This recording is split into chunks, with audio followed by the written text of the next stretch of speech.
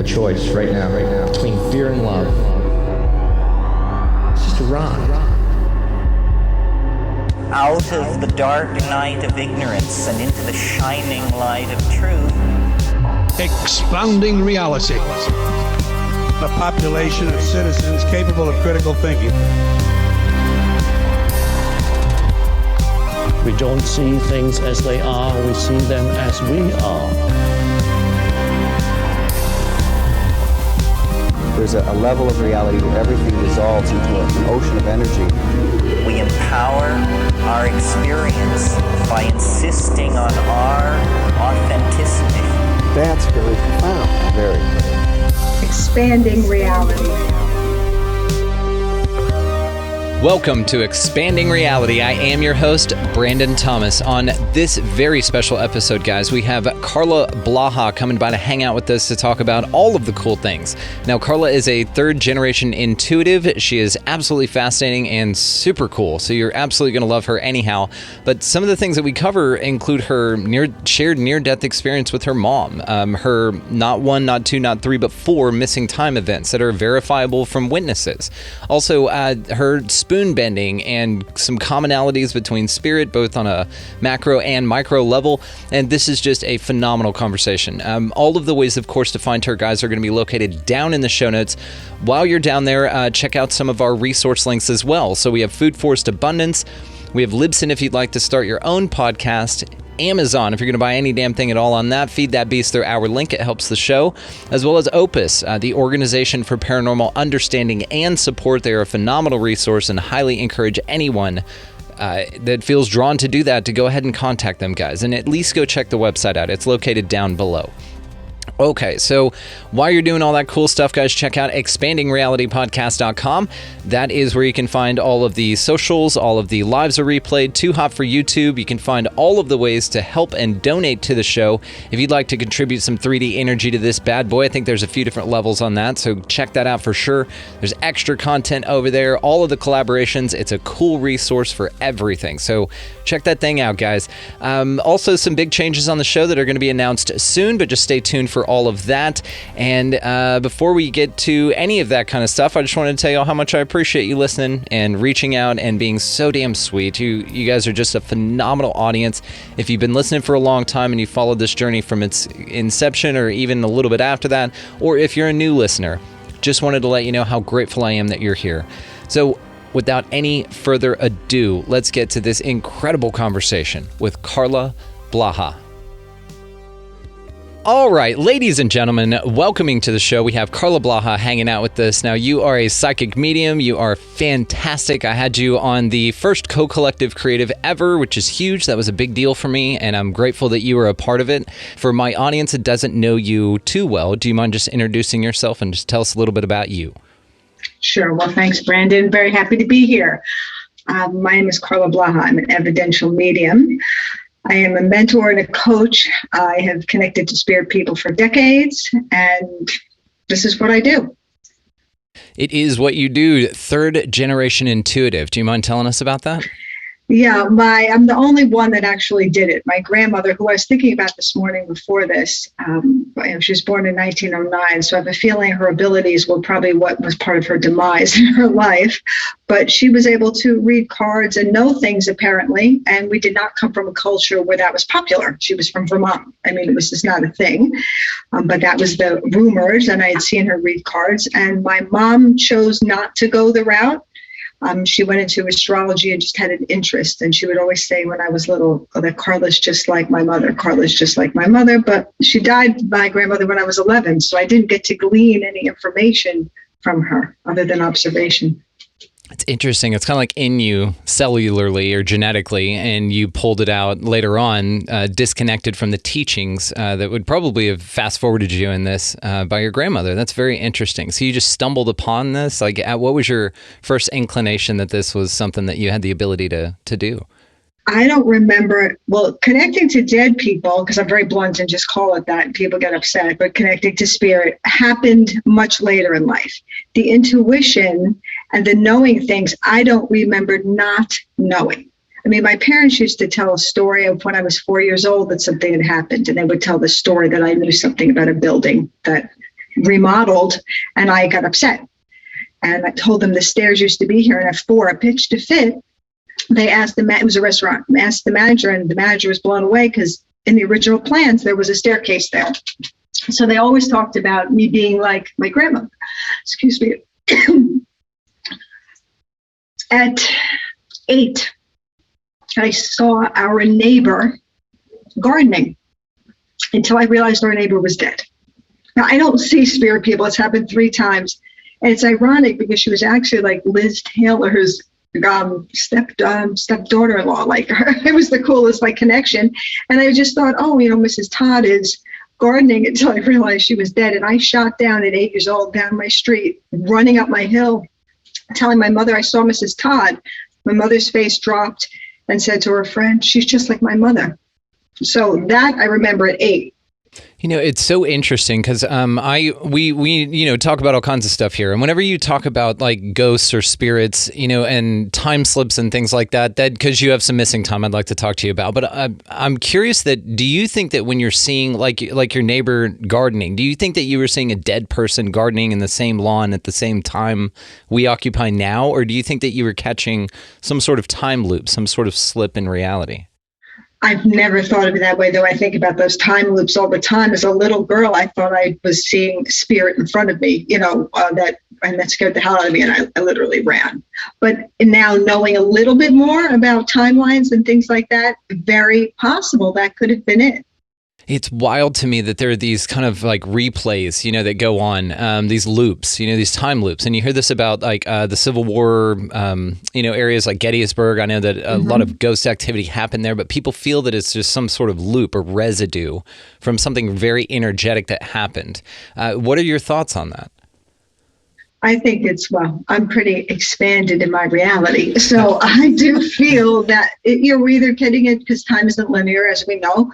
So it's either a loop that's happening or occasional, just think it's happening all at one time. So it's not the same thing replaying necessarily. It's just stepping in and out of something that's maybe not all the time, but individual, if that makes any sense. I don't know. I don't think we're going to know, but maybe we're actually saying the same thing. But yeah.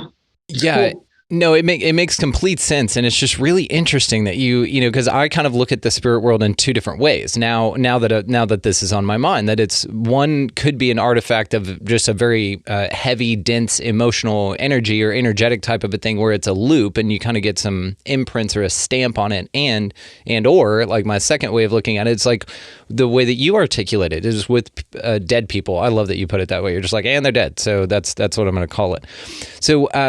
With this like difference in this, it's kind of tricky for me whenever I look at this to say, okay, that's a conscious thing that you can interact with, or that's a replay of something that's already happened, but even that has some replay interaction to it. Have you ever heard those stories of like the one about the 3 boys, I believe, that walked into their grandmother's house and they saw a ghost sitting in their grandmother's chair, freaked out and ran out of the room. Well, their grandmother told the story about how one day she was sitting on the couch watching TV, and then 3 ghosts walked in the room. And so it's this time loop stamp thing to where one saw the other in their own reality. This kind of thing is fascinating to me because they recognized each other. There was a recognition there, and one thought the other was a ghost, but really it was like this self-fulfilling prophecy loop kind of a thing. Those are wild. Have you ever encountered anything like that or heard of it? I have, and I don't know if it's exactly the same thing. And, my husband laughs at me when I tell the story, but I, and in my 20s, thought I had met myself. Now, I was not a professional reader. I was in my 20s. I was in Los Angeles. Yes, I had the vibe, and everybody knew, go to Carla, she has the vibe. Or I asked Carla about, ex-wife's boyfriend, that kind of a thing. I had no preconceived notion or knowledge of timelines, meeting yourself, nothing. And I was in California, and my mother, went out with a bunch of people and came back and was very excited that she had met the actress Joan Caulfield, who I had never heard of. I said Joan Crawford. She's like, no, Joan Caulfield. She was in this movie. So she met her, and she's like, we're going out to dinner with her tomorrow. So she walked into the lobby of our hotel, and the minute I saw her, I knew I was looking at me. Now, at 21 or 22, I'm like, okay, am I having some breakdown here? Why would I be an old celebrity? I mean, it was nuts. And she made me nervous because everything she said, I could anticipate. And she was, in her 60s, which of course seemed old to me at the time. And it was weird. We went out to lunch. I went into the restroom. It was the Bel Air Hotel. I will not forget this. She said, can I come with you? And I was like, yeah, sure. And she said, I know you're going to think it's weird, but I feel like I know you. And I don't know why, but I feel like I know everything about you. And that blew me away. So to this day, I can't figure out why on earth that happened. I've heard of this thing to where if we have multiple lives and all of that, and that time is not linear, which we've already discussed, but this idea of you entering this plane of existence in different forms and different bodies throughout time is interesting, but you trump this idea by this overlap. Have you heard of this overlap thing? Like you come in as a soul in 1901, but you didn't die till 1989 or something like that, to where there's like this, or 1889, to where there was this like overlap. I've heard that. I'm not an expert at it, but I do think, or would that maybe go into parallel universes, maybe? That's interesting. Because I was thinking maybe this was a parallel and this was me meeting myself. And again, I wasn't a medium. I was just a college student. I mean, not doing drugs. This was not like an induced thing. It was, I can't explain it to this minute on how it happened. So I just figured I just met myself. What do you think about that idea that you are... Like, let's say, for instance, that you come in and every other generation is you. So you come in as your grandmother in one life, and then, she passed when you were 11. So you had 11 years basically with yourself. And then you continue on. And then perhaps, your great grandkids, or your grandkids rather, would be sort of similar, another you. To then keep training and teaching yourself. It's like these authors that come up and say, I'm an author, I was inspired by Hemingway. Well, maybe you were Hemingway in one of your past lives, and that's the only damn reason you were an author in this one. Do you think that it goes that deep? I never thought about keep going into the same familial lineage, like you said initially.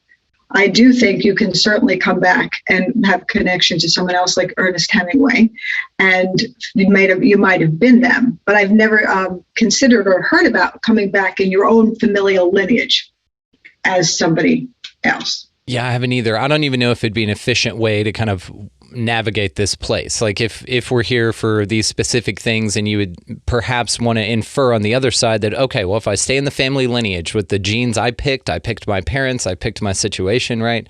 And I come into this thing, well, then maybe I can see it through, and then I can be my own grandparent, and then, train myself for the things that I need. I mean, whenever I think of like secret societies and these bloodline lineages and stuff like that, that's what I think of. I think of entities reincarnating into the same bloodline to kind of keep this, whatever they've got going. What do you think about that? That would be the first time I've heard of it. And that's interesting to me because I'm all about the secret society thing too. I'm, again, expanded. I just am. That's food for thought. It's just so interesting. And the mind just goes. Like anytime I get with somebody like you, I just ask a bunch of just crazy questions that have been on my mind that I don't get to ask everybody else. So tell me about your missing time, if you don't mind. I'm so interested in the concept of missing time. Yeah, it's happened to me, to my knowledge, because I bet it happens more than we think. But I actually had it happen 4 times, and all 4 times were completely documented. I wasn't just me. So if it's just me losing time, I have no one to document it. I won't know that it's been lost necessarily. But I have to pick. I think the story that I'll pick is the first one because that was the most profound. I was driving to Virginia, and I would always pass this specific bridge, call a friend, and she was going to meet me at her condo. I'd say, synchronizing our watches, it's like the old days. What time do you have? 3:00. Okay, I'll leave in 30 minutes. I'll meet you at the condo. So we jokingly did it. It was at this one, we called it the Millie Bridge, this one Mildred somebody bridge. And we did it. I got to her condo. The phones back then were in shoeboxes, the cell phones, okay? So I did not bring my cell phone shoebox into her condo, and I waited and I waited and I waited. She didn't show up. And I went to, there was a front desk, almost like a hotel. I said, can I use your phone? I called her and I said, I've been here like 45 minutes, give or take. And she's like, what? I said, were you held up? I'm sitting in your lobby. And she said something to the effect like, you couldn't have, because you called me at such and such a time. Look at your watch. And I hadn't looked at my watch, and I looked, and I couldn't have made it there because I was something like, I forget what it is now, half an hour. No, it was more like an hour away. And then I waited 45 minutes. So it's an hour and 45 minutes. And it had been 20 minutes. How did I get there? And the man at the front desk, actually, she thought I was kidding. He had to say, no, this lady's thought I was a girl. So she's sitting there, all this time. I have no explanation for that to this day. Okay, well, I mean, I have so many damn questions about this. Do you mind telling us about the second time that it happened? The second time, which isn't nearly as exciting, but it's validating, I was with my husband and two of my children on the same darn bridge. And I told the story. I was like, this is the bridge that it happened, blah, blah, blah. So they heard, my kids were little, they heard me. My husband's okay. At the time, the navies were on the dashboard. You could buy one and stick it on the dashboard. So he plugged in where we were going. And I didn't pay attention. And we got there in something like 25 minutes, which was supposed to be an hour and 15. And it wasn't traffic. And it happened again on the same bridge with my husband and kids. And he just looked at me like, I don't know what to say. How much later was this in life? I was trying to think about that. One was in the 80s. One was in the 90s. 10 years, at least 10, 12 years. What's interesting too is that now I'm just curious because the location is what's significant on this. Have you had a third experience of missing time? I tried. Yes, but I did try that bridge. By the way, I was over that bridge going down to DC in March, and I'm like, this is the bridge. And of course, I'm focused on it. I'm like, all right, I say to my husband, let's see what happens. Nothing happened. Okay, I did try that. Again, the third time was actually really weird too. Well, they're all weird. I was driving because I was a platform medium, and I was driving to do a group at a location. I had done this location before. I knew how long it took, and I would always call the owner of the business to say, I'm here. My Navi says it's going to take me this long to get there. She's like, yep, okay. I said, I'll be there early. I'll be parked in the back. No, I'm sorry. I said, I'll be there late. Can you hold them off? That was it. She said, yes. I get there. I sit in the car. Look at the clock. Doesn't register to me what time it is. I just know I'm like a half an hour early. I'm sitting in the car, and I'm like, I better call her to see if I could come in. She's like, where are you? I said, I've been sitting in the back of the building for half an hour. She said, you can't. You can't be. And I said, what do you mean? And again, I hadn't really looked and registered in my brain. I had somehow gotten somewhere that should have taken over an hour in no time. And I was parked, and she, to this day, is stunned that it happened because she had her people there waiting. And I was early instead of late. It's just so fascinating to me because now I'm thinking, different locations with the same one. I was thinking, oh, it's over a ley line. And, when you think bridges, you think water. And then water, is very conductive emotionally and all of those things. So water ties into some of the high strangeness phenomena. But, missing time in general, I'm super curious about just because of the fact that the artifact that missing time exists. Like, let's say, for instance, that this had something to do with non-human intelligence contact, like an abduction, let's say, for instance. Do you have any inkling or feeling that it could have something to do with that when it pertains to the things that you've experienced? Not for me that I've noticed. I have another one that I thought was a little weird, but these particular instances, and even the fourth one, no, for these, I don't think so. Yeah, because you hear about the missing time phenomena really when it's associated with non-human intelligences or the abduction phenomena. People will say, oh, I was driving down the road, I saw a bright flash of light, something really odd, and then I had, an hour of missing time. Or in the case of like Flight 19, where all of those pilots went missing over the Bermuda Triangle and they were looking down at, the compasses were going nuts. And, again, this could be some location type of a thing or an extraterrestrial type phenomena. But the fact that it exists is so interesting to me. Do you think that it has anything to do with how subjective time is to each one of us? I bet it is. I bet there's something to that because we think in a certain lane. And if that's how we think, that's how it will occur possibly. I think that's certainly valid.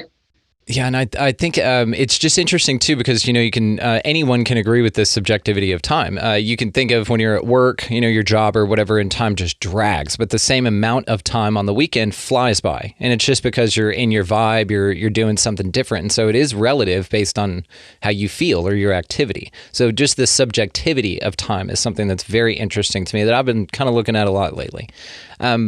What was the fourth time like? Now I'm just curious, if you don't mind. It was and again, I wasn't aware of it because it happened later. I was flying to Florida I was in an airplane, so possibly over some water, or maybe not, but a little bit. And I contacted a friend who was picking me up at the airport. I said, we're taking off now. So I texted her as we were taking off. I know how long it takes to get there. I mean, you can't just miss, 20 minutes here and there a plane. You cannot be like an hour early. So I got there, got my luggage, waited outside again. She's not showing up. I'm like, where is she? She's supposed to be here. So I wait. I'm very actually kind of patient. I don't care. I'm in Florida. I'm going to sit outside and just enjoy this. Finally, I called her. I was like, are you okay? And she's like, yeah, where are you? I go, I'm sitting outside the airport. She's like, what? She's like, do you know what time it is? It was the same thing. I said, I've been out here X amount of time. I got my luggage. It's been a long time. She looked at me, but she's known me since I was 3 or 4. And, she said, if I had $100 bill for every time you said this crazy thing happened to me, she's like, I'd be a millionaire. So she just looked at me and said, I have nothing to say. We just moved on. There was no explanation. I didn't know time lost. I thought I got off the plane, got my luggage. You can't do that a whole hour. They didn't say, oh, we landed an hour early or whatever it was. And that wasn't that long ago. That was about 2 years ago. Yeah, because that's a hell of a tailwind. Right. We drive to Houston all the time, and my dad and I make long trips, and so we'll kind of go, oh, I made it in 4 hours, oh, I made it in 3.5, kind of a thing. We're always beating our time, right? But that is something that the pilot would pretty much brag about forever. I made it an hour early. Yeah. It was nuts. It's so nuts. And it's also interesting, just to your point, that all of yours have been validated. They've been something to where somebody was expecting you at a certain time. You got a claim that it was ridiculous that you were where you were in the amount of time that it went by. And so it is interesting that all of them also have been validated, like you said, by somebody else. Just very cool. I don't know. The missing time thing is so interesting to me. I think it's one of those huge puzzle pieces that's here to make us ask questions. It's one of the things that kind of leads us into that something else is going on here. And it's because it's so tangible. It's something so noticeable in your experience, right? I think it happens to a lot more people than what probably happens to us, and we don't know, as I said. But I think there's a lot more on this that people know and maybe don't talk about. Or I just know that there has to be. I completely agree. And it's just so interesting. But conversations like this and stories like yours are helping us break that apart. So let's talk about, you're a psychic medium. So let's talk about what got you into mediumship. Well, there's a story there. I'll give you that. I started out reading intuitively in 1993, but I was a school teacher. So I just did the intuitive readings on the side because I was just like my grandmother, and I did all that tarot trading and I did all that. But it was not, back then you didn't go to college for that. So Carla, you have to go to get a college degree. Now you have to get a master's degree. You got to get a real job. So I did all that. And then fast forward, as the universe does, hit you upside the head to stop you. To cut to the chase, somebody died in front of me. An old friend had come back into my life to deal with, a lot of baggage that was, not finished 25 years before. And she actually took her last breath in front of me. And I saw her, first of all, I saw her come out of her body clairvoyantly in the hospital room and tell me to be quiet. I was talking too much. So I kind of wrote that off to, I'm sleep deprived. I'm traumatized by watching someone die who I haven't seen in 25 years, but in the past couple of months, like, why am I here? And I thought, I am gabbing a lot. I was nervous. And I shut up, told her to cross over, just like all my training, because I had read about mediums, studied, done everything, but never thought I was one. And then when I said to her, you can go, and she went through all the process of looking to the side, seeing people, the whole thing you read about, it was crazy. She passes. She also rose up again. I had to cross her over again. It was traumatic. But then it was bad. I had to push it. It was bad. And then I heard in my head, you're now a medium. And I again thought, I'm sleep deprived. I'm under deep stress here. I'm traumatized. A friend calls at that moment and is like, how are you? I'm like, she just died in front of me. And I said, can I have the name of your therapist? It's within one breath. I said, I'm clearly over the edge. And that from that moment, a week later, I had met a medium, like at a store, and written a book. I started studying. And within a very few months, I went in a group and I started to become a group medium. And then I just continued to study. I mean, someone had to, huff and puff and blow my house down to get me. And that's what happened. My God, what an interesting story. Okay, so after this initial first time, what was the second time like after you were walking into this with more knowing and awareness? Meaning? The second time that you helped someone cross over or invoked yourself in mediumship. Well, that first one was the one that made me the medium. And then I studied and learned and continued to do medium. That made me a medium. I didn't cross somebody over again until my mom, only 3 years ago. So I crossed her twice, meaning she literally died, took her last breath, was dead, and then fought it and rose up, sat up, and I had to actually push her down. And she was 6 feet tall. This was not a petite individual. Push her back down and tell the police, go, you have to go. That was traumatic. I'm telling you, I thought the whole thing was me just having a breakdown. So this was someone that passed away in front of you. You crossed her over. She then came back into her body and the body physically sat up. I watched it. It's a great question because I wouldn't have thought to add this part in. She crossed over, or I thought, took her breath, saw people, took her breath, and then her heart stopped. I watched her breathing. And then I kind of fell over the side of the bed and started to cry because I hadn't cried before that. You're in full action mode. I heard a moan and a weird thing. And I guess because it's this show, I can easily share this. I looked over and I watched her almost as if something I didn't recognize was inside her, coming from the inside out. And it looked like a horror movie, her face distorted. It was scary to me, which made me sad. And it distorted and as if something was pushing out of her that did not look pleasant. And then I took her and I grabbed her by the shoulders as she started to sit up and I pushed her down. I said, it's like the movies, go into the light, and she was a Buddhist. So I didn't say, go see Jesus, go see a saint. I just said, go into the light and find those you love. And then she was dead. Oh my God. Yeah, it was a lot. Do you think it's possible that a walk-in stepped in that moment when her soul left? Then do you think that there's kind of a window of time where something else can slip in and reanimate the body, let's say? What I saw, and I had no experience in this, again, I wasn't a medium, I was an intuitive and had stopped to raise children. What I saw did not look positive. I did not, and I will say she had a bit of a tortured life. She was dying due to alcoholism and liver failure. I hadn't seen her in 25 years, but her life was hard. And I don't know what went on in 25 years or what, negative vibration she held. A beautiful soul as a human when we were kids.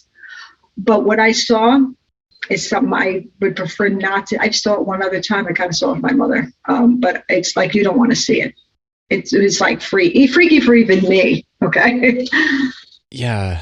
And you think, the alcohol is an interesting component that's an added description to the story here, because you think about, like these negative entity attachments, and I'm not sure, your feeling on that. I kind of go one way or another with it, but it's just kind of interesting, because people talk about that if you're an alcoholic, spirit, the word spirits comes from that there's something that latches onto you, and it's a very low vibe thing. And we know this, in society, if it's praised in society, it's probably the opposite of what you should be doing. And we know how glorified alcohol is in our culture. And so when you look at this through the lens of like the control systems here that may be wanting to apprehend you in some way, or, attach these entities to you or feed off of you in some way, then alcohol is a wonderful way to do that. So she may have just had her guard down, energetically, spiritually, and may have had something negative having to do with the result of her choice to consume alcohol for whatever reason. Life, drives people to do all kinds of silly things. But so it could have been some sort of attachment type of a thing. What do you think about that? I think that's certainly a possibility, because if you think just about you or I, if we're having a bad day and we're caught up in our heads, and then we bang our toe and we go, God damn it. And we get all upset. Our whole day could go wrong. And that's not a broken toe or banged up toe. So if you're actually spiraling through addiction or whatever, a kind of, even negative thinking addiction, you vibrate lower. I do think things can, I don't know if it's just lower frequencies, entities, I'm not sure, or a combination of everything. I do think it can happen. What I saw on her face, it was a shock to me. It scared me. I'm speechless here. It was something else. And something that's always fascinated me is the concept of mediumship in general. Like the reason that human beings need to communicate or give advice to souls that have passed on. We think, in my mind, the way I think of this is that you're kind of very bound in this body. And once you're released from this body, you're given the oneness, the awareness. You realize that we're all one, and you go straight to source or straight to the light, which I want to ask you about because there's some contention on even that idea. But in my mind, it's just interesting that the people who have passed on and should be 1 foot closer to source than we are, we kind of give them a new perception about how to cross over.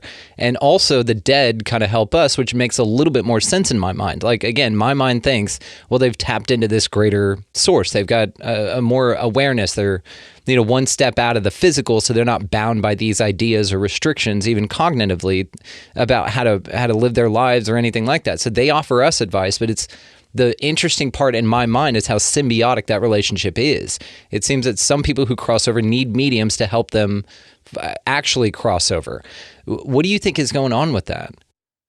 So when you say help them cross over, what do you mean? It seems like a lot of spirits here are just kind of wandering around and they don't know what to do, or they have unfinished business, but the unfinished business thing is a whole nother part of this. The interesting part in my mind is that they're just wandering around waiting for someone like you to come along and say, hey, I can see you. Hey, I know you're confused. You need to go this way.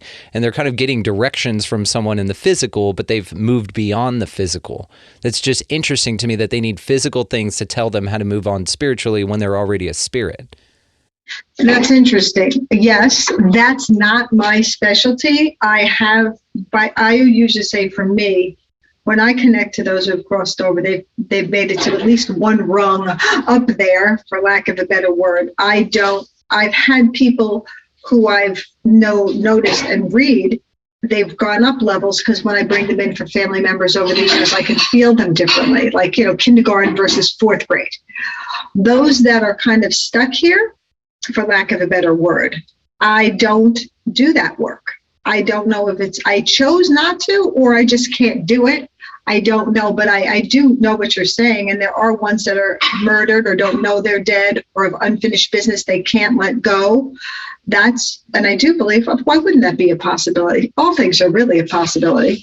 That's just not my expertise. So I haven't done that. I've pushed them up a little bit, Right. Got to do another rung or two. No, I love it. Exactly. It's a great way to articulate it. It's just, because again, in my mind, I'm just sitting here thinking like, you've crossed over, you've done it. You're dead, you've moved on. And any unfinished business that you feel like you've had that are attaching your spirit to this physical realm can easily be accomplished in a reincarnation event. Like that's just karma that you carry over. It's just in my mind interesting, because now it's like you have enough things to do here with like paying taxes and people driving slow in the left lane, let's say, just something, for instance, that's a pain in the ass. But then when you cross over, you still kind of have these things to deal with here. It's just you don't have the physical interaction to be able to change them as actionably as you could have in a physical body. So it's interesting. It's almost like you're presented with things that you couldn't get done, air quotes, couldn't get done in this reality with a physical body. So we're going to turn you into a spirit. And then now you have no physical interaction here, but you're still tethered to this physical reality because you have unfinished business in the physical. You see what I mean? It's just it just blows my mind about this whole damn thing. Well, the whole thing is mind-blowing. And I know so many people, it's almost a little bit one of my pet peeves, that so many people get up and say, this is the way it is. This is the way it is. Yeah. I always say it's from my experience. And this is my complete vision of what's going to happen when I cross over. I'm going to get up there and there's going to be a guy with a clipboard, like old school, and being like, Carla, we've been waiting for you. Can you go to that room? And there I'm going to go like a little kid off to some room, and they're going to show me everything that I thought I knew that's not right. Because I get my earthly perspective through mediumship and what I do, but it's still through the lens of Carla. So I just think there's so much more that I simply don't know. So I crack up when people are like, this is the way it is. Because I'm not, I only see it through my lens, which is an experience lens I'll give you. I do think people, I always say I work for them. And I used to think I only worked for my clients until in one of my trainings, someone said, you work for spirit too. So I tell them that. They'll say, well, why did they say that? Why are they coming back with that? Because sometimes they come in with healing they need because of things they didn't do well here. Yeah. But I have to work for them because they need to either apologize or at least acknowledge their part in doing something wrong. And then they go, in my opinion, they go up a rung then, if we can get that done. Yes. And it's also so interesting that if they have unfinished business with their mom and they need to go through you, they need a middleman or a medium, right? A medium to go between, and that they can't communicate directly in a way that's effective enough for them to get whatever unfinished business they have, like just to say, I'm sorry or something like that, or, hey, don't worry about it, or I forgive you or something, because this person in the physical is still attached to that feeling and they can't move on because it's kind of a link kind of a thing. It's and just like I said, just the whole idea of unfinished business, just that there's something that will anchor you here for a little bit after you've already passed on, because it slipped through the cracks in this life. Like this. So it almost makes me think in these instances that your soul contract, if you believe in such a thing, that you had a plan to come to this world and to do something, kind of had a clause in it or an extension to it, to where, you fulfilled your soul contract in the physical, but there's still more of your soul contract to go, and you must do it in the spiritual. You got to find Carla, you got to talk to your mom, and this is another kind of notch on your belt, I guess, as far as experiencing this earthly plane.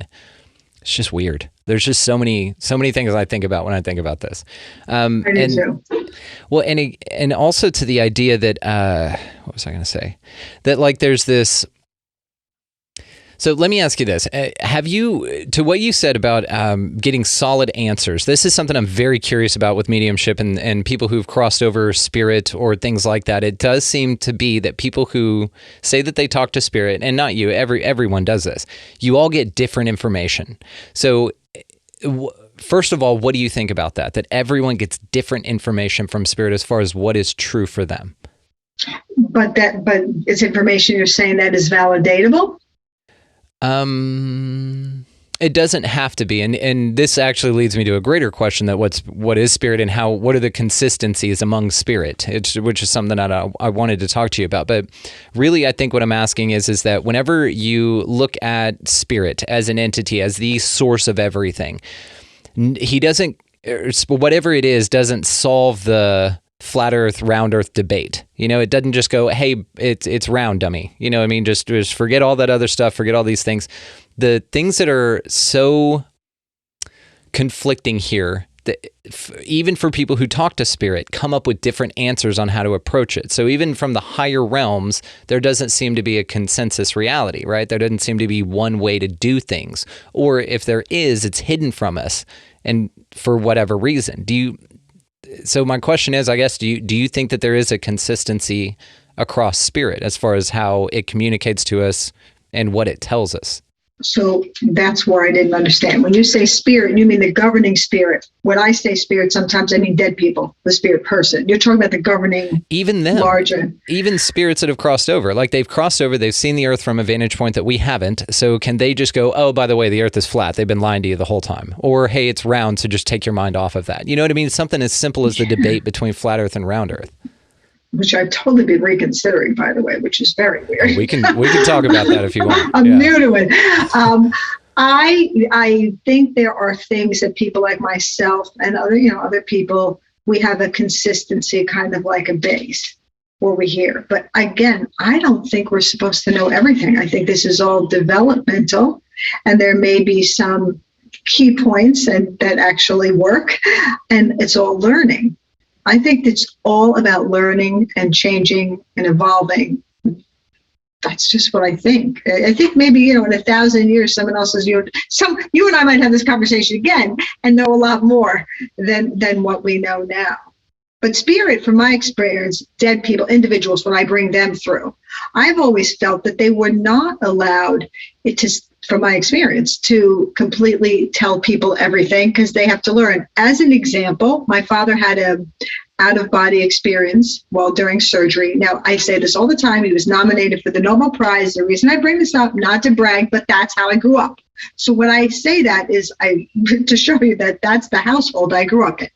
For him to have an out-of-body experience, see the surgery, know that it was inoperable, have an experience with God asking him to live or die, I have already lost track of where I was going with this. You're going to have to help me, because I just went back to him. Oh, I got it. Thank you. I was going back to reliving that with him. When he had that, he could not speak. He cried and cried. I'd never seen the man cry a day in his life. And I asked him what it was about. And he said to me, it's all so simple. And he said, it's like a sieve. And I took that like a pasta pot, shake things down. And then I said, could you tell me more? And he's saying this crying, which was free because he's sick and he's unhealthy looking and he's crying. So the whole thing was a lot for a 19-year-old. And he said, no, I can't tell you. You have to learn it for yourself. He told me that he couldn't tell me. The only thing he could say was it was all so simple. I did ask if it were, we had very, very born-again Christian relatives. And they were condemning, us left and right for not being like them. And I was 19 and a little scared. I said, is it like what they say? He said, no. And that's all he told me. Damn. I hear this a lot too, which is super interesting. It's even people who like you and your mediumship practice. Have you come across information for an individual that you were told or even had the intuitive feeling not to tell them yet, like that they couldn't know it yet?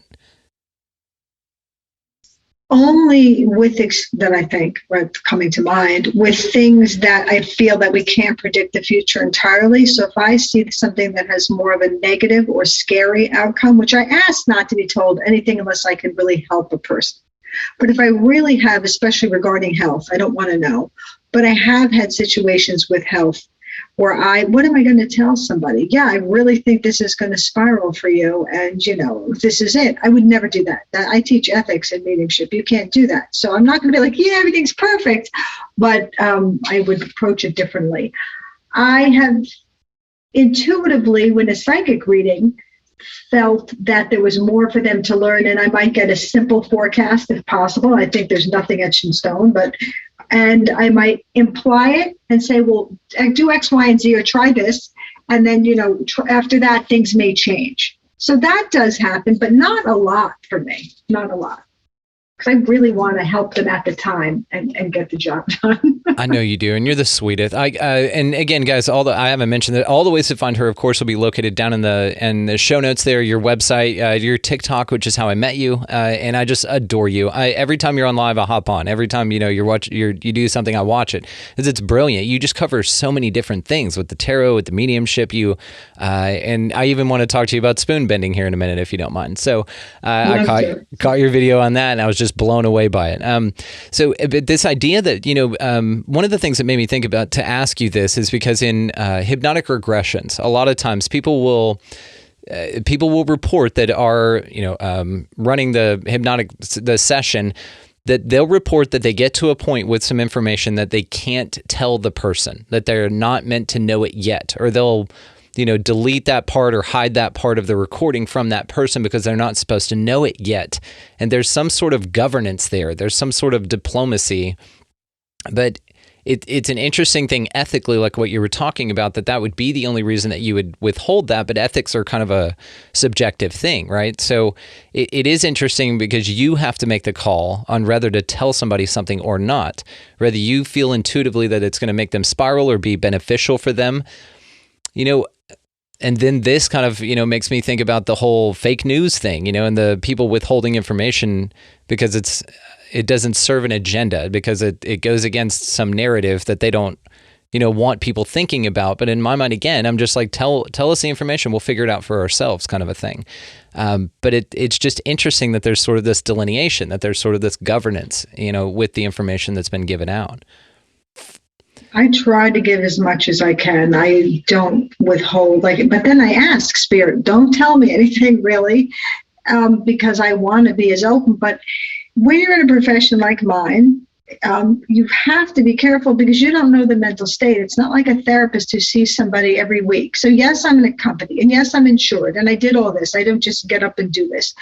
But still, what if somebody gets off the phone with me or off of a Zoom and something dramatic happens? Because I'm even writing a book with a colleague, often take what I'm saying and either A, I wasn't clear and I thought I was, and that can happen, or B, I could simply say, yeah, I'm not crazy about your boyfriend. And they get off of the call. And I kid you not, they're like, oh my God, he's cheating on me. She said he was horrible. And I didn't say any of that. And the way it's perceived. So it's such a cautious, fine line, I believe, in doing that's why I like mediumship, because it's validating. If I say to you, I've got a man here named, Giuseppe, but he really went by Carl. I mean, how do you make that up? He's here and he said he played Monopoly every single Sunday at 3:00. That's not debatable. So, and it's not going to take someone over the edge, but it's really rock solid foundation of stuff I couldn't know.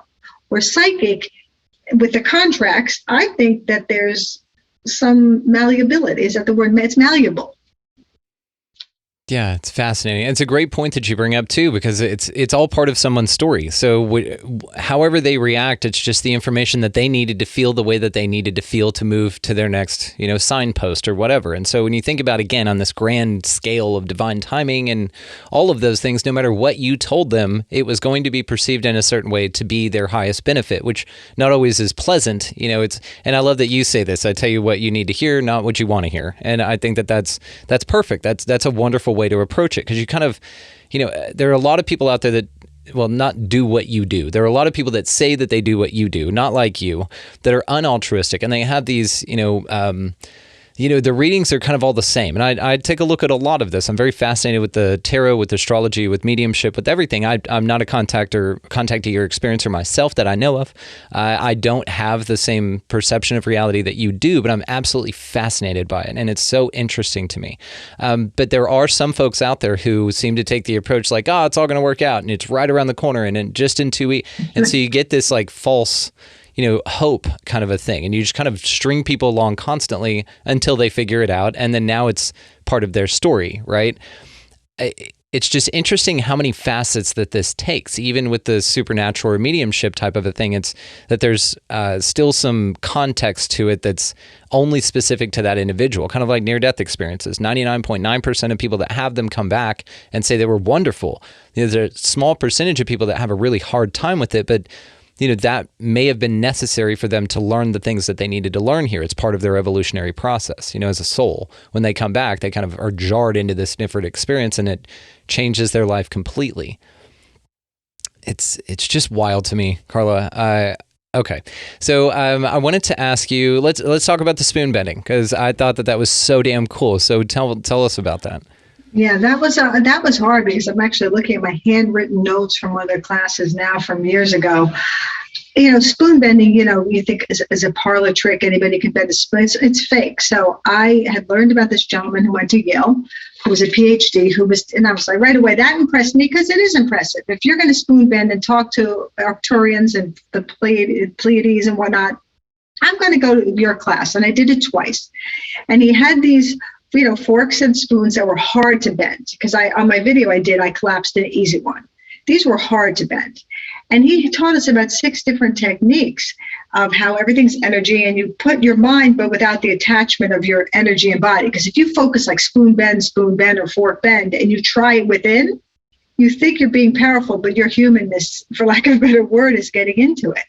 And you can't do it. Now, I did go into the first class I can do this. I'm a medium, my energy is higher than some people. So this spoon bending thing, if it's real, I'm going to be able to do. My friend next to me collapsed it in seconds. I was like, maybe that class had 10 or 12 people. I was toward the latter part of the group to collapse it at all.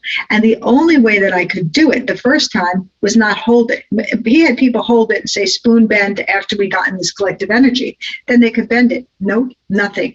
He was actually watching me because I couldn't do it. But when I placed it out on the floor away from me, and he had the collective energy go into the spoon, or if it was a fork, and then I just, without even thinking, picked it up, and you hit, in spoon bending, you hit one slight pressure, and then it just collapses like this. Now, as soon as that happened, my Carla came in, and I couldn't bend the tines because I was like, oh, I bent the spoon, and I went to roll up, and I couldn't. I watched a woman, and I'm short. I'm not a large person. She was tinier than me, rolling up the tines and spinning them. I was stunned. It is a real thing. Is it limited only to difficult to bend spoons and forks, or could he do it with like a piece of rebar or something? We talked about that too. He said it was possible to do with literally anything, like huge pieces, like of construction, building things. Now, we obviously weren't doing it, and he was speaking from his own knowledge, but his knowledge was very vast. And he was like, in theory, you should be able to do with any like mammoth large pieces of metal. You know, whether people are doing it or not, or people are doing it and they're not telling us they're doing it, or it's possible. I mean, you know, you've got Uri Geller that, you know, people have shot down for years. I'm telling you, I absolutely think that he's real. I think they had to debunk him, because if you had a powerhouse like that, would you want to be bragging about it? Whether everything he does is real, who knows? But if I can bend a spoon, and at the time my 8-year-old son, I got to bend it, then why couldn't he? You know? I agree with you on Uri Geller and his connection to like the CIA, or information sources like that, like high up, you know, real scary kind of agencies or whatever. That's kind of what some people point to with this, is that they're like, yeah, he was embedded in the CIA. I mean, it was all fake, but I agree with you. I think that the CIA paid so much attention to it because there was something to it, and because there was something crazy to it. You think of, you know, because he was in that whole gaggle with the Remote View crew, you know, Pat Price and all those guys. And so it's just very interesting to me that these physical feats, yes, and then they'll come out and debunk the hell out of them, but it's so that the people who aren't paying attention and don't need any more information other than that just stop asking questions. And then they'll kind of point to that as a debunk, you know, false flag type information. And they'll just go with that rather than, you know, entertaining the possibilities or even just looking at it a little bit further like you did. And I completely agree with this. You know, this also makes me think of that chi or prana, like the hand of fire. Have you ever seen those handprints in the stone? Yep. And somebody put their hand through it. I just can't remember who it was that put their hand through the stone and back. Somebody who's, I think, long ago, but someone living too. I can't remember his name. That's crazy. I will have to look this up. That's a thing. Fascinating. Because everything is energy, right? And the law of conservation will state you can't kill energy. You can only manipulate it. So it does make sense. Growing up, my parents knew somebody who were Sir and Lady somebody. I remember their last name. I'm just not saying it. They were from some other country. And they were literally Sir and Lady so-and-so. And she could move a glass, allegedly, across a table. And now, these are not people you would think could actually, I mean, if you're a sir and a lady, are you moving glasses? I mean, this isn't a carnival. They came from, I guess it was probably from the UK, out of the country. They stayed at our home. They waited till I went to bed because I was little. And my father, the scientist, asked to watch the glass move across our dining room table. And my father swore to the day he died, he had no explanation. She would break out in a sweat, but she could move the glass like this far across our glass that he gave her out of our china cabinet, which I'm looking at, and put it on our dining room table, and she moved it. And from a science standpoint, my father was fascinated. But I wanted to see it as a little kid. They wouldn't do it in front of me. I don't think that's that crazy. No, but that's really interesting. So did this just, and this didn't send your father into some sort of new scientific explanation? Because with scientists, usually you find something that's anomalous and you just have to get to the bottom of it. At that point, he was now running a copper company. My father was 50 when I was born, so I was the second marriage child. So he had already done that whole Nobel Prize thing with his first wife and kids. And by now, he was already doing something else in the metals industry and geology. But he found it, and he's the one with the near-death experience. So he did always question and wonder. But and if he did anything more with that, I don't know, because again, I was a kid and they didn't let me see. So interesting. And you also had a near-death experience shared with your mother at 3 years old, isn't that right? Do you mind telling us about that? I had a shared 3 years ago, which I didn't know existed, a shared near-death experience when my mother died. Now, this is very odd because as a medium, I did not know there was something called a shared near-death experience until you look it up now. It's a thing. So my mother was dying, literally dying, and I had gone home, rested, gone back to the hospital. My husband waited there, and I did what people do, crawled in bed with her like glue, and I'm sure that bothered her because we weren't like that. And I was right up against her, and I go to bed at like 2 or 3 in the morning every night. That's me. I'm a night owl. It's just too much. It was 11 o'clock. And I'm lying with her. We're counting her breaths like people obsessively do when someone's dying, don't know why. And out of nowhere, I fell asleep. And my husband was stunned. I was half off the bed. I wasn't comfortable. And he looked at me. Apparently, he watched me the whole time. And I fell right asleep. During that sleep, my mother and I call it the fray. My mother and I were at this fray of this big field. Grass was very green. It was very calm and very open. And she was in front of me. And she kept walking and leaving me behind. And she got younger and younger and younger. And I remember being very earthly going, well, she's not saying goodbye to me. Where is she going? Like, I was sad that my mother was like becoming younger and probably leaving me and refused to say goodbye. And as she got to about 20, I woke up. And my husband looked at me like, this is the weirdest thing. How did you just fall asleep? I said, she's dead? He said, no, her breaths are 2 minutes apart. She's not dead, though. And I realize now she was only 20 when I woke up. So she hadn't gone to the end. And I came back and she died the next morning. It seemed longer than that when I was in the fray. I'm sparing you on time. But it was like that field that I talk about. And she was just ready to go, relaxed, and wanted no part of what was behind her. And I was there, and then boom, I was back in the hospital room. Was anyone else there besides you two? Was she walking towards anyone, or was there anything that she was walking to, or just the open field of grass? The open field, but I could feel as Carla that I was at the very fray of something, and that when she got way farther down, there was something much bigger. But it was almost like that field you look out at and you just don't see the end. That's what it felt and looked like. Calm, very calm. This idea of this in-between or this spot, because you had access to it, you were there, cognitively. Now, when you came back, did you and your mom talk about it the next day or anything? No, where you weren't able to speak with her? No, she was still breathing at 2 minutes apart. I mean, she was dying. It's almost like it prolonged her death. I don't understand why she didn't die right then. She died at like 1, that was 11:30, and she didn't die till about 1 the next day. She fought death. There's a whole entire experience that was bad there. But yeah. Do you mind sharing that with us, or? I can share it. I have no problem sharing it. It's pretty extreme. Are you prepared? I am, yes. So we'll prepare the audience. Yes. Or you can get rid of it. All right. True story. Again, witnesses. Thank God I have witnesses, or else people would think I was a bona fide crackpot. My mother broke her hip, and a typical story, the nursing home killed her.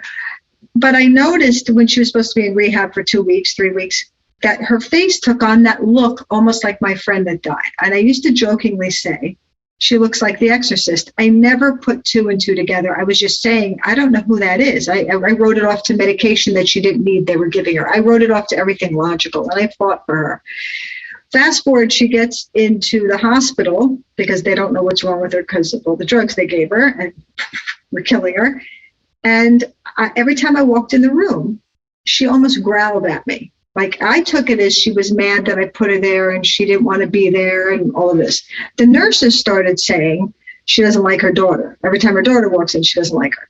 Then, of course, because it was local, everybody knows what I do for a living. So you had a lot of people of religious beliefs and ethnicities that thought I was bad. So they didn't even want, it was hard. It was a really bad, tough time for me, but it was weird energy. The palliative care, and I say this, Dr. blah, blah, blah, MD, sits me down. I tell her the story of my mother. I start crying a little. She started crying.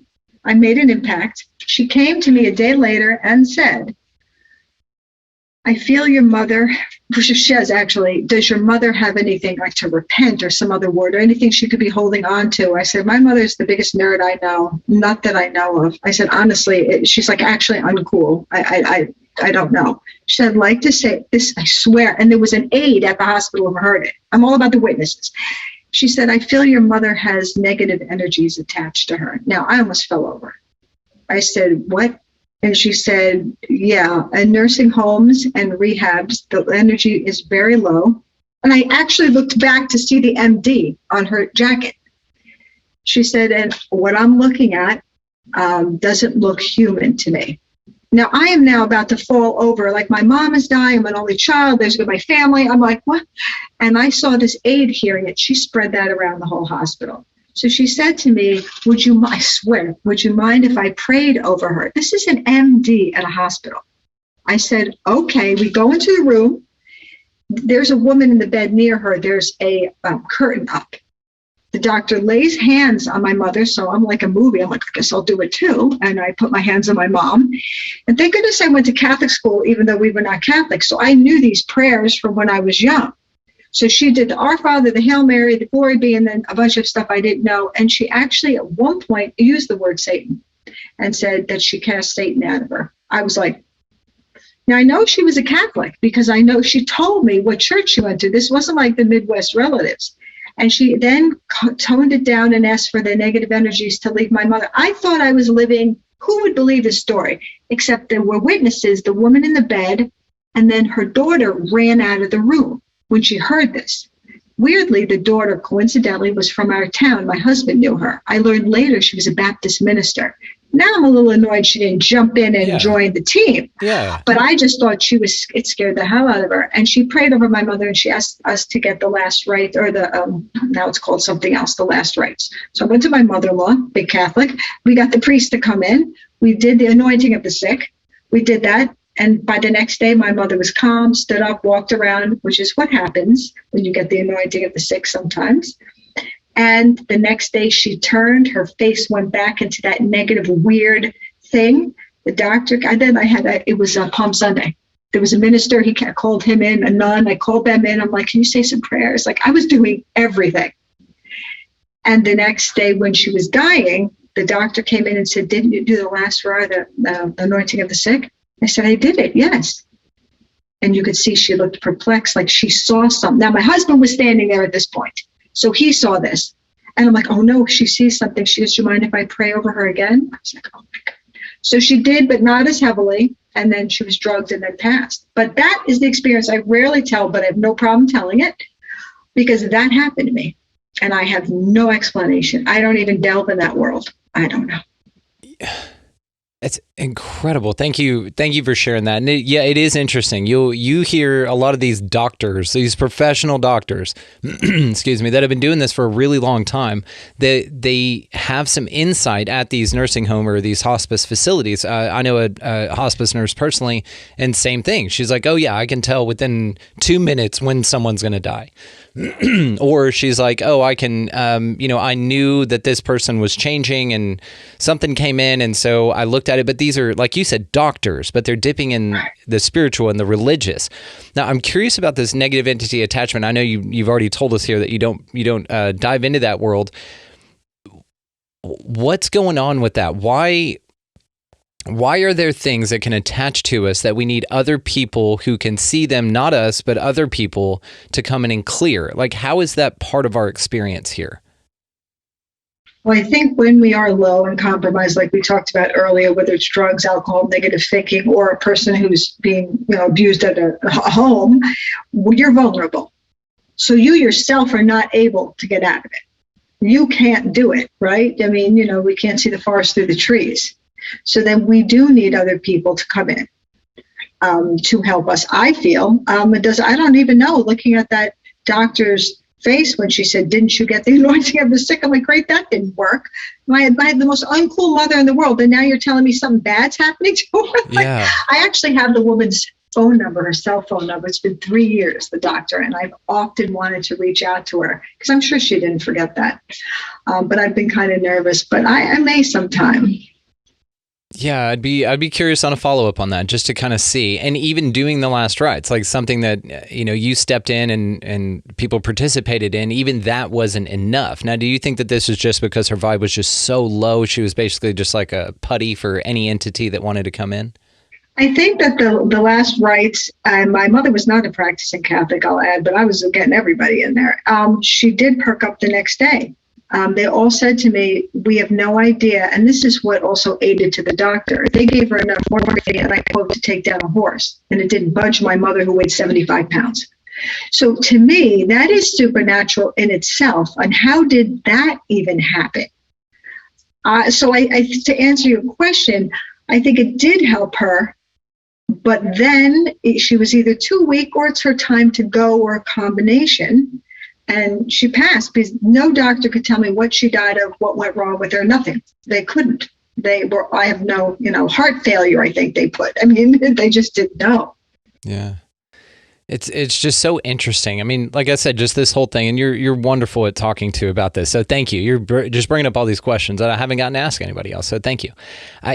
So I'm curious about this go to the light thing. Have you heard about the Archon soul trap, and that, it's all a like you shouldn't go to the light, like that's bad advice, this is just a concept that I've heard of, that basically like when you tell someone to go to the light, that light is basically like a reincarnation trap. And that's how these archons or reptilians, or however you want to put it, kind of anchor our souls here. And that really you're supposed to turn off or not go to the light, rather.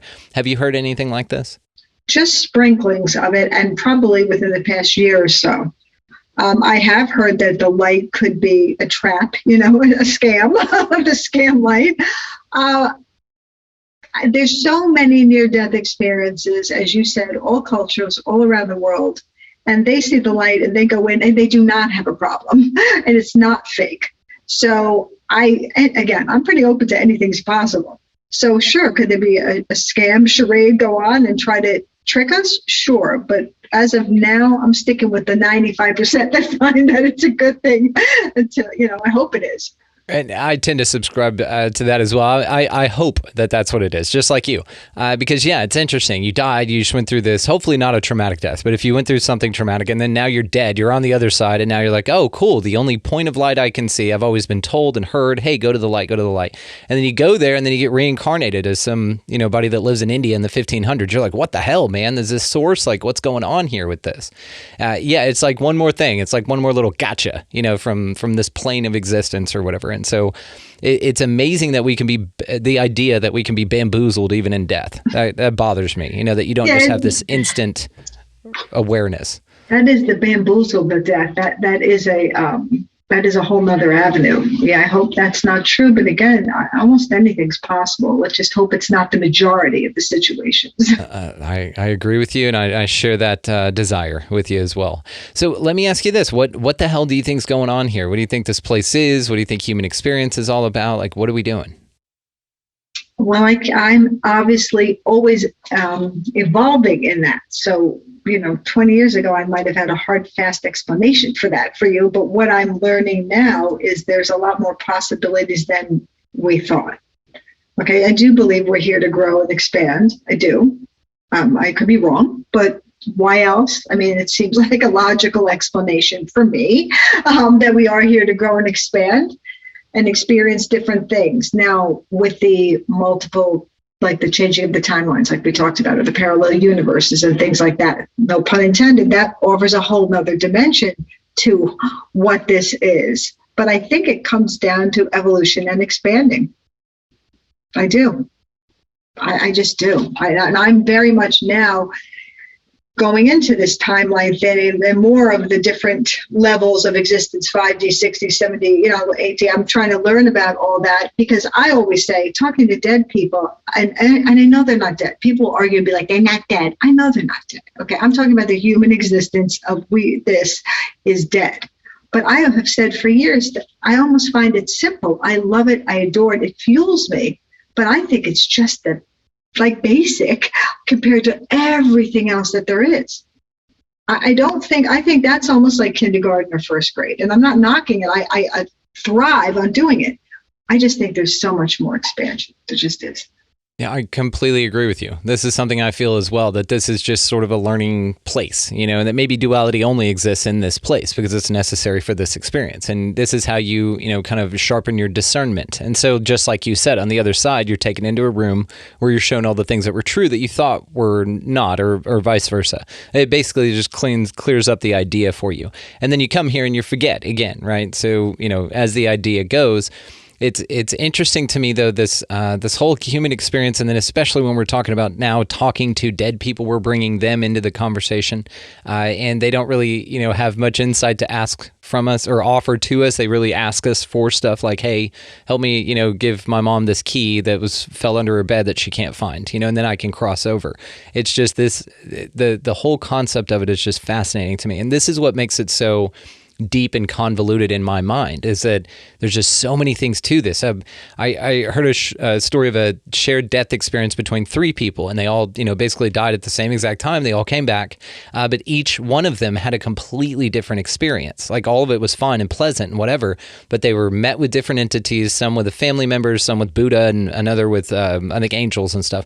But they were met with different things on the other side. They each had a different environment that they were in. They were not with each other, but they all experienced some sort of near-death experience after, they passed, and they came back to talk about it. And then they were kind of comparing stories, and that's when they didn't add up, or that's when they didn't syncopate.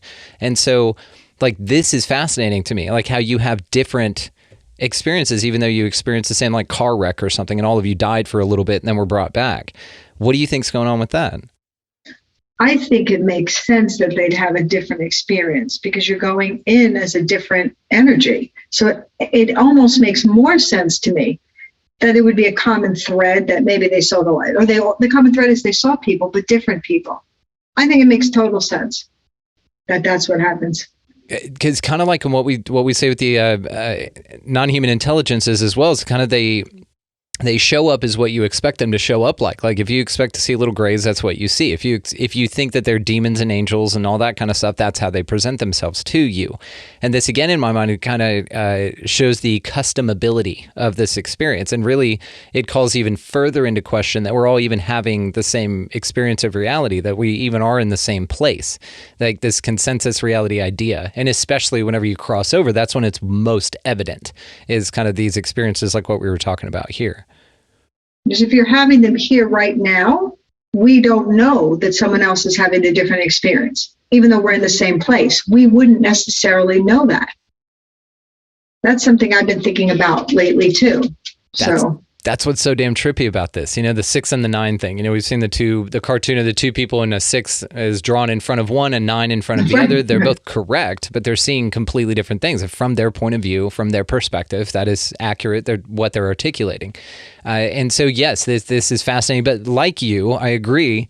In my mind, again, I'm just kind of looking at this going, hey, there's some consistency here. Now, you pointed out the consistencies, that they were met with entities. They just appeared, in a different form to each person.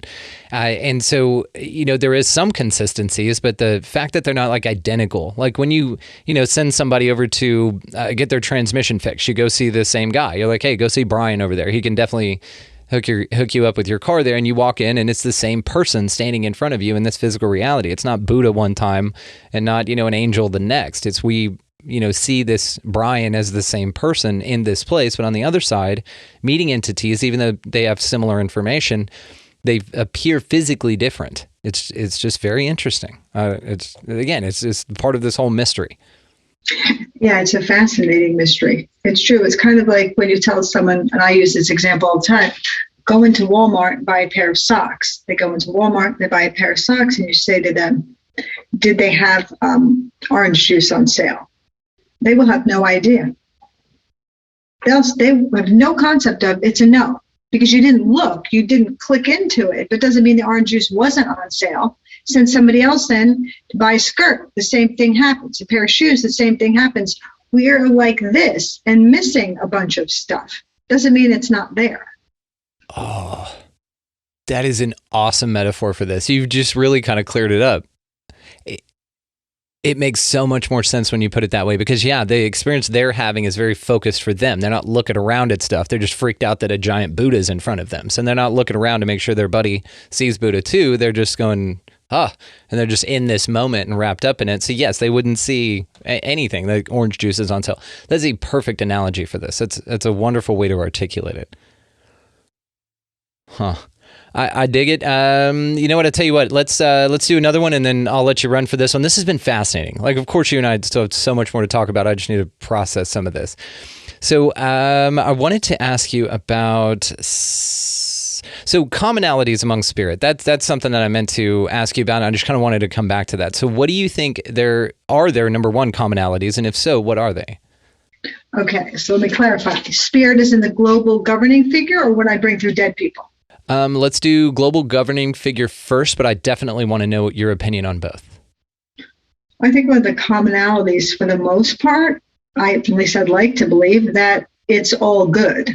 And there's just constant learning that's supposed to happen. And that we are living in an energetic field, and we have more control over, if you will, the word control, over what we can create and how we create it. You've got those seeds of the soul contract. But again, that's malleable to me, because real contracts, you can add an addendum, you can add a codicil, you can add stuff. So I don't think it's etched in stone, but I think it's all about the learning. I mean, I hate to be so simple, but learning, and then learning that we have more power than we think we have. So much more power. And we're so locked in our heads. I mean, I'm very accepting of whatever people think, and I just move on. But the fact that people think we're born and we die, and this is just some big bang thing that just happened to happen. I mean, if you just put your hands up, you feel that energy. You can't see it. Doesn't mean it isn't there.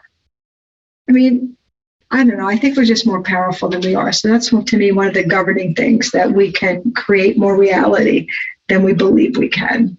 And everything's not all beautiful and perfect, because we have to learn. But I think we can twist it a bit, and it could work in our favor, and we can be more positive and get more of what we want. I like that. That's my favorite idea about this place as well. I agree with you that it's good, and it's just, lessons are tough. They're hard to learn, and so it's perceived as bad or evil. And I'm not a subscriber to that evil exists. I think it's perceived that way because it kind of sucks. Or the things that we need to learn in the way we need to learn it kind of suck. So what about on the spirits that you deal with directly, kind of the dead people? Any commonalities between them? Yeah, I feel that from my experience, I always say to my clients, I'm here to give you things you cannot guess, Google, or surmise to prove that I've connected to them. Because how would I know? As I gave you examples earlier, how would I know that? I believe they're here to prove continuity of life. I get a lot of that now, especially in the past year or two. So they are able to let you know you just put in a new window. I find that I'll be reading someone and I'll say, who took their hand and abruptly moved the picture? And they'll be like, I just did that. And meanwhile, I was on the phone with them and I couldn't see it. I get things like that all the time now. I believe that Spirit wants us to know we're not dead. We're doing our thing, but we're loving you just without this form. And I do think we meet up again. I really believe that.